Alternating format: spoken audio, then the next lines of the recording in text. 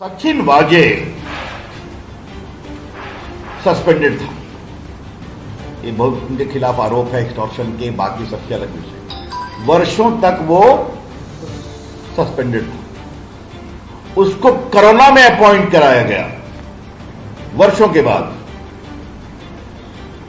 और कहा गया कि क्योंकि कोरोना में पुलिस वाले बीमार पड़ रहे हैं इसलिए इनको लिया जा रहा है। बीजेपी की ओर से पहला सवाल यह है कि उनकी नियुक्ति किसके दबाव में की गई? Under whose pressure this Sachin Waze, who is suppose to extort money, was reinstated? या शिवसेना का दबाव था, मुख्यमंत्री का दबाव था, या शरद पवार का भी दबाव था? सचिन वाजे को 100 करोड़ रुपया की उगाही करने की जवाबदारी देते हैं गृह मंत्री। उससे और कितने गंदे काम कराए गए हैं? The BJP would like to know that what more dirty work have been sought to be done through the ugly face of Sachin Waze. ये भी हम जानना चाहेंगे। जरा मुझे ये बताइए कि जो गृह मंत्री पर आरोप लगा है, जो एनसीपी के है ना, तो ये वसूली अपने लिए कर रहे थे कि अपनी पार्टी एनसीपी के लिए कर रहे थे, या पूरे सरकार के लिए कर रहे थे?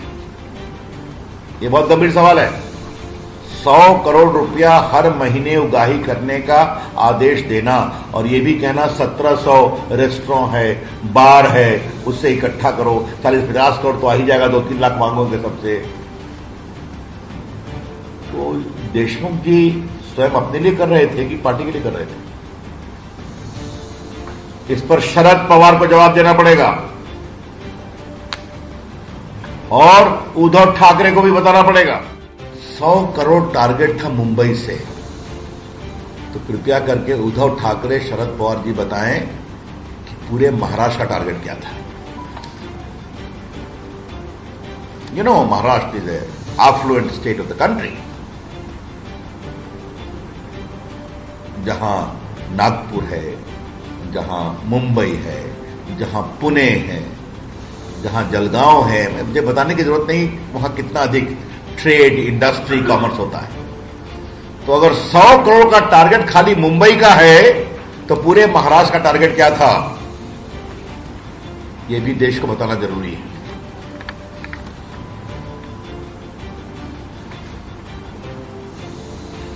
और अगर एक मंत्री का टारगेट यह था, तो बाकी मंत्रियों का टारगेट क्या था? If this is the target by the home minister, then what was the target by the other ministers?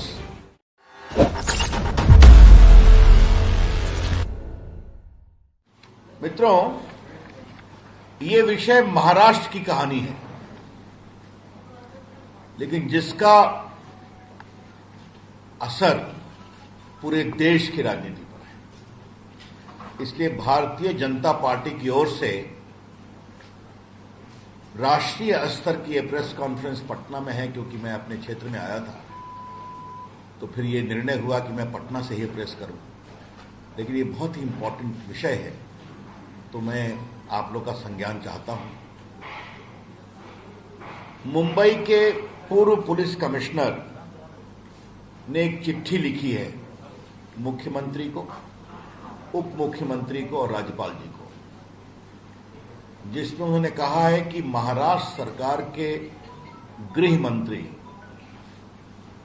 Sachin वाजे, जो कई वर्षों तक सस्पेंडेड थे और सीधा उनको क्राइम ब्रांच का असिस्टेंट इंस्पेक्टर बनाया गया, उनको उन्होंने कहा कि 100 करोड़ रुपए का हमें माहवारी बंदोबस्त करके दो।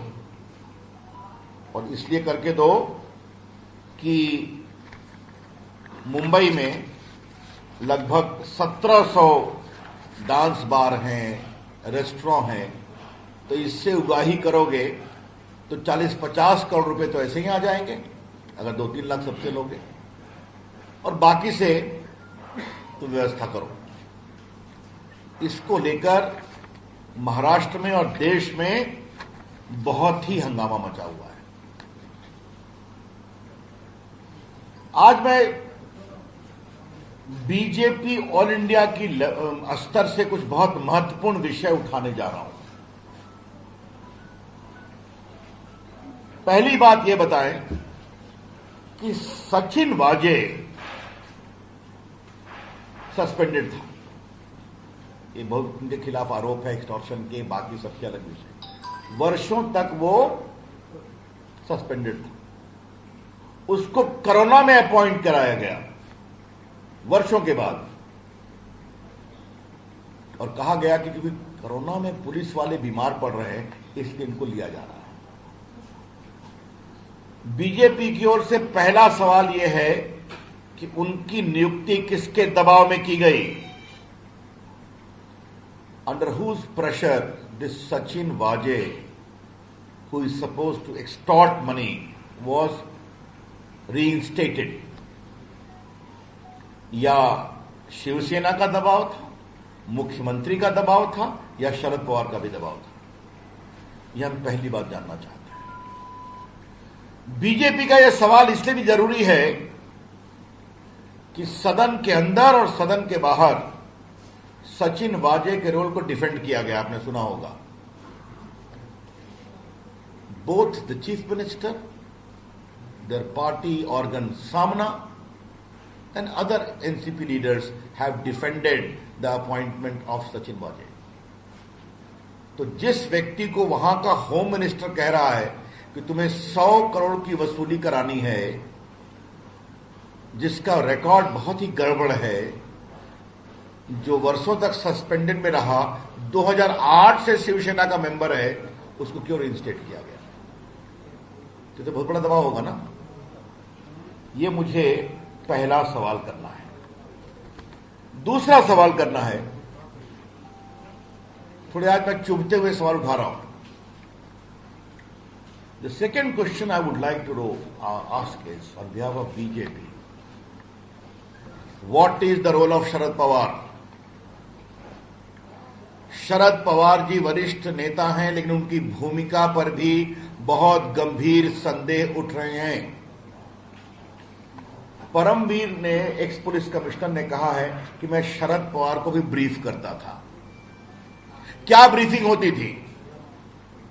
शरद पवार तो सरकार के अंग नहीं है, आपको मालूम है।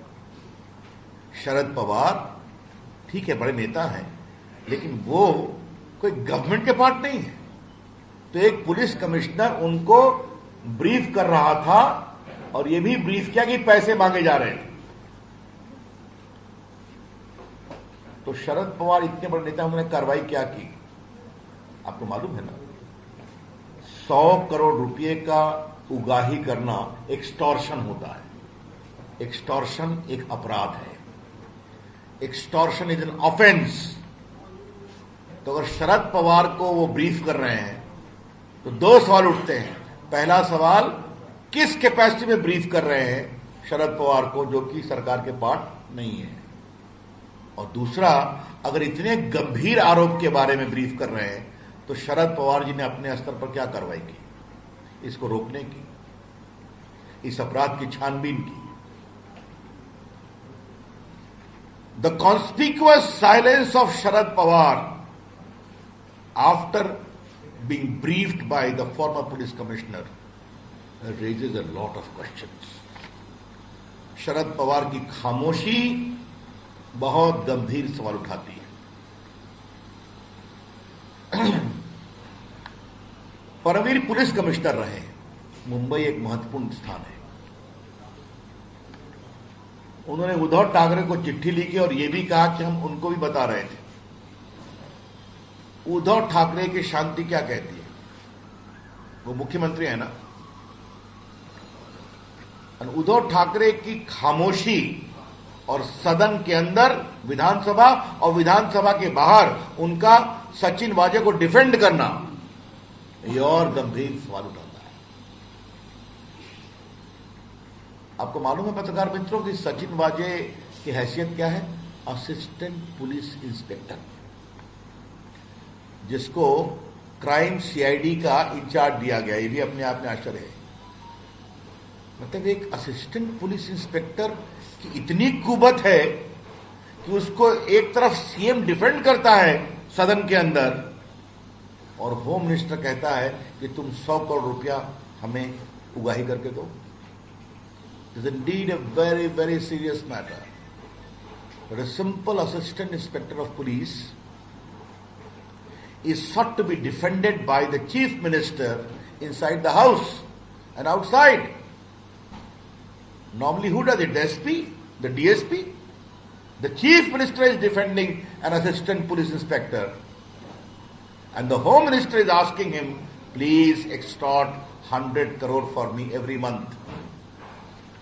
यह विषय बहुत ही गंभीर है और जिनकी मैंने चर्चा की है इसकी बहुत ही ईमानदार गंभीर जांच जरूरी है. The BJP would like to demand an honest, transparent, fair investigation by an outside agency is important. क्योंकि उसमें कई की भूमिका की चर्चा होगी. शरद पवार की भूमिका आएगी, पुलिस कमिश्नर की भूमिका आ सकती है, होम मिनिस्टर की भूमिका आ सकती है, मुख्यमंत्री से कई सवालों का समाधान जरूरी होगा. ये कौन जांच करेगा? तो ये बात मुझे कहनी है. चौथा सवाल मुझे उठाना है और ये बहुत इंपॉर्टेंट सवाल है. सचिन वाजे को 100 करोड़ रुपया की उगाही करने की जवाबदारी देते हैं गृह मंत्री. उससे और कितने गंदे काम कराए गए हैं. The BJP would like to know that what more dirty work have been sought to be done through the ugly face of Sachin Waze. ये भी हम जानना चाहेंगे.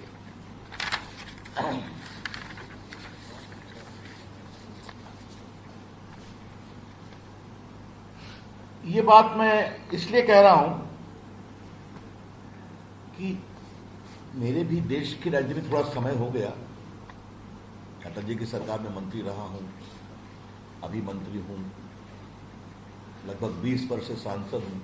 मैंने आज तक नहीं देखा कि एक असिस्टेंट पुलिस इंस्पेक्टर को सीएम डिफेंड करे. आज तक नहीं देखा. हिंदुस्तान में कहीं नहीं देखा मैंने. तो फिर एक सवाल उठाऊंगा, what was the compulsion to defend Sachin Waze? Sachin वाजे को बचाने की क्या मजबूरी थी?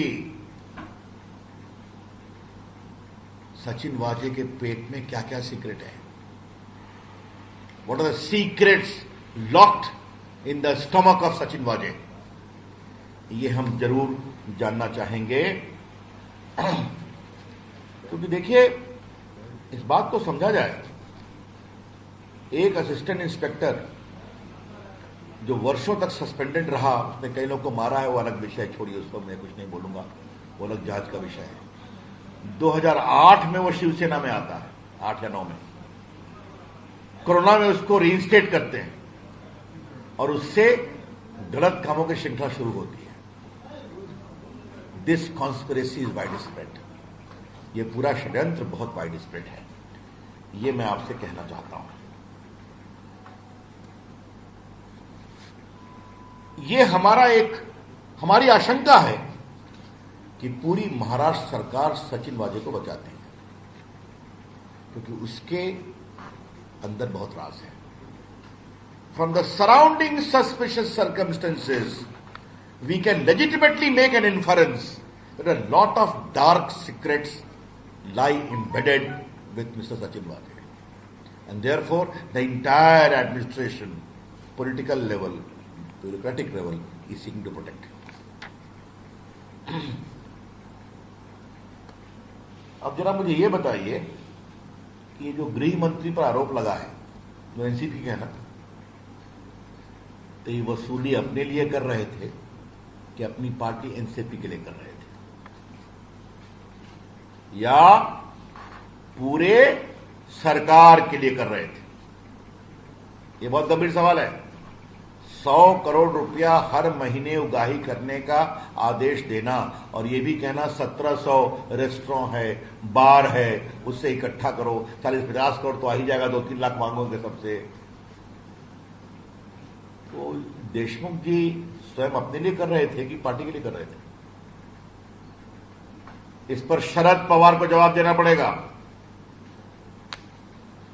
और उद्धव ठाकरे को भी बताना पड़ेगा। ये छोटा विषय नहीं है, ये भ्रष्टाचार का एक बहुत ही गंभीर मामला है और मैं मीडिया के लोगों से विनम्रता से आग्रह करूंगा इस विषय की गंभीरता को समझा जाए।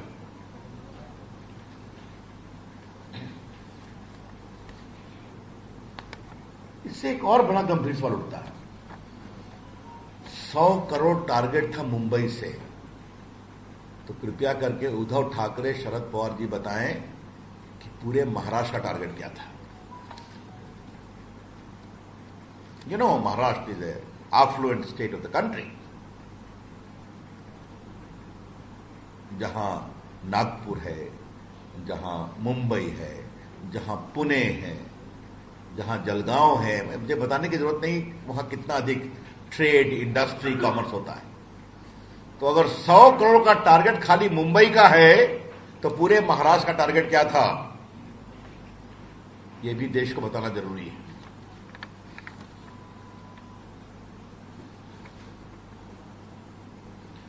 और अगर एक मंत्री का टारगेट यह था तो बाकी मंत्रियों का टारगेट क्या था? If this is the target by the home minister, then what was the target by the other ministers? ये लूट की पराकाष्ठा है। एक शब्द, ये करप्शन नहीं है, इसे कहते हैं ऑपरेशन लूट। सरकारी तंत्र का दुरुपयोग करो और जनता के पैसे लूटो, यह उसका टेक्स्ट बुक केस है।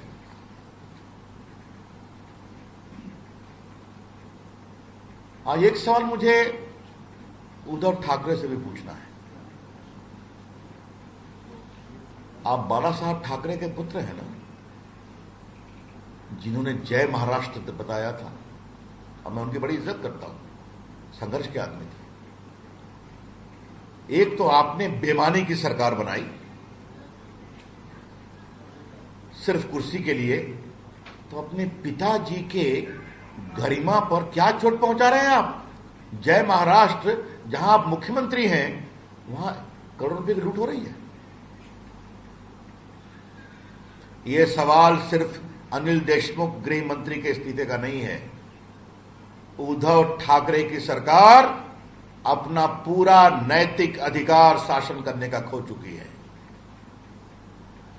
The BJP would like to emphasize that this is not a case of simple Anil Deshmukh, the Home Minister, but all the questions which I have raised based upon evidence alleged by the police commissioner, it is a textbook case where Mr. Uddhav Thackeray's government has lost the moral authority to govern and remain in office even for a day.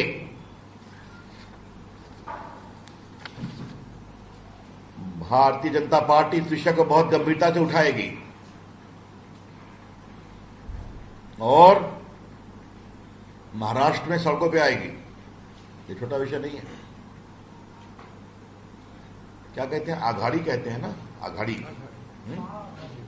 वहां आघाड़ी कहते हैं ना, महाआघाड़ी, धन्यवाद। तो इसे कहते हैं लूट की महाआघाड़ी। ये शासन की महाआघाड़ी नहीं है,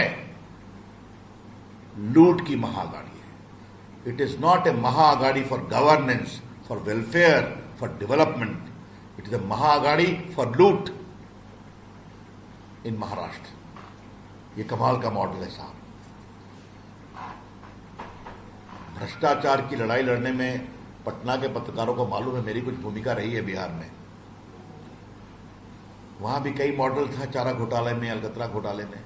तो ये तो कमाल का मॉडल है साहब। ऐसा मॉडल बहुत कम देखने को मिला है, इसलिए इसे हम बहुत ही गंभीरता से लेते हैं। और मीडिया के लोगों से मेरी विनम्र प्रार्थना है, कृपया करके इस विषय को गंभीरता से लें। देश की मीडिया ने भ्रष्टाचार को एक्सपोज करने में बड़ी भूमिका निभाई है